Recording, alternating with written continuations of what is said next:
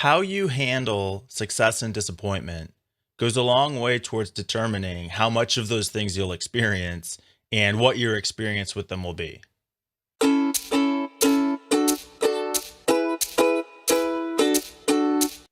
Welcome back, everyone. I am Mike Sutton with BeBuildHave.com, and I work with first generation business leaders who are getting burnt out on the doing and are ready to just start being happy and successful in their businesses.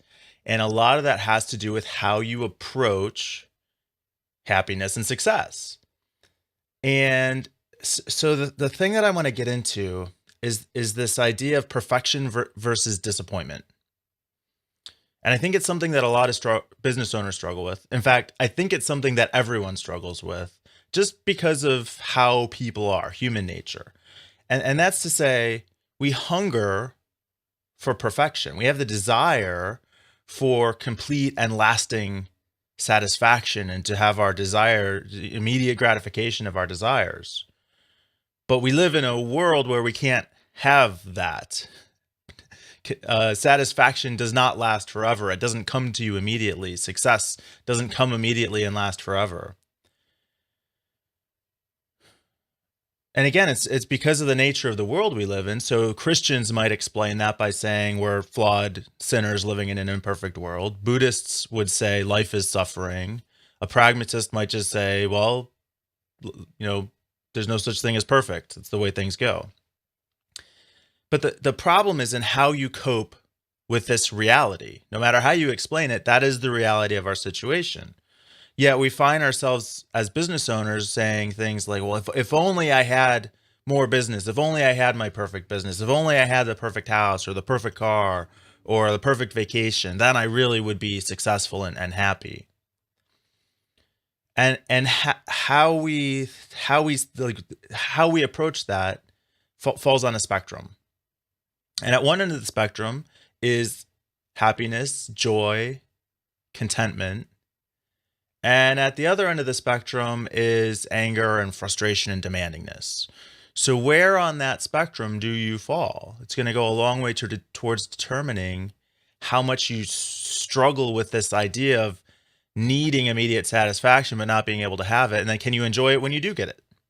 So the first category I'd look at, and I don't think any of you guys fall in this category, but it's a very greedy, selfish point of view, saying I'm going to take what I need from others, I'm going to demand it, I'm going to try and exert control, and this is what a dictator or an abuser, their approach to success. I will take what I want and everybody else be damned. And the problem, one obvious problem is how you get along with other people in that situation. But also, even when you get what you want, it's not going to be at all satisfying, because the best you can hope for is compliance. You've taken what you wanted and now you've got it. Okay, you were successful, but there's no deep satisfaction to that. I think a category that a lot more people fall into is this frustrated anger. There's still some of the demandingness there. There's still some of the impatience there. And there's still some of the control there. But you end up being really angry that you can't just have what you want. Why am I not good enough? Why is the world so unfair? Why do other people get things that I want and I can't have it for myself? And so you end up feeling very judging and criticizing, feeling a lot of shame or resentment, envy or jealousy, and spending a lot of time either tearing down other people or tearing down yourself. I'm not good enough to have what I want. Why can't I figure this out? What's wrong with me? Or why are they so lucky and why don't they appreciate what they have and why don't they give it to me, and that kind of thing.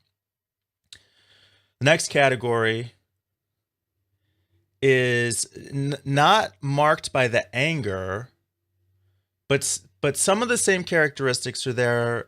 And it just feels like kind of a constant seeking, a constant longing. So maybe I feel a little bit of jealousy or envy, but it's not necessarily overwhelming in my life. The problem is that I'm always in this situation living for the future, thinking that the success that I want is always just out of reach. And if only I can have it, then I could have the true happiness, that enduring, deep happiness that I'm looking for.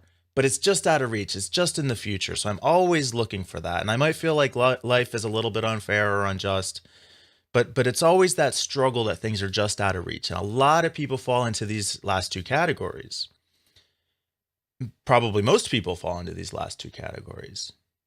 But the goal is to get to this point of acceptance and contentment where you can enjoy the process, appreciate the fleeting tastes of success and happiness and fulfillment. You know it's not going to last forever, but that doesn't take away from your enjoyment of what it is now. Disappointments are going to pass, struggles are going to pass, successes and happiness are going to come and go, and you can enjoy the entire process. So it's this healthy point of longing for more, but also enjoying what you have.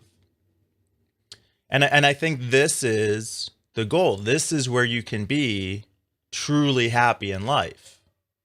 That you'll experience the good and the bad, but not be totally attached to it. And this really starts to tie together a lot of the themes that I've talked about on this podcast. So I hope you enjoyed today's message. If you got value from it, please consider sharing on Facebook or Twitter. I'd love to know where you are in the process. So please reach out to me directly. You can contact me through the website, bebuildhave.com. And if you head over to bebuildhave.com, you can download my free 20-minute guided meditation directly to your phone or PC. Use it anytime, anywhere to get that mental boost, to help reconnect with those positive emotional feelings that are going to help make you a better leader, help make you a better problem solver, and help make you more productive and effective in your business. So I hope you enjoyed the show. Until we talk again, be the person, build a business, and have the life that you want.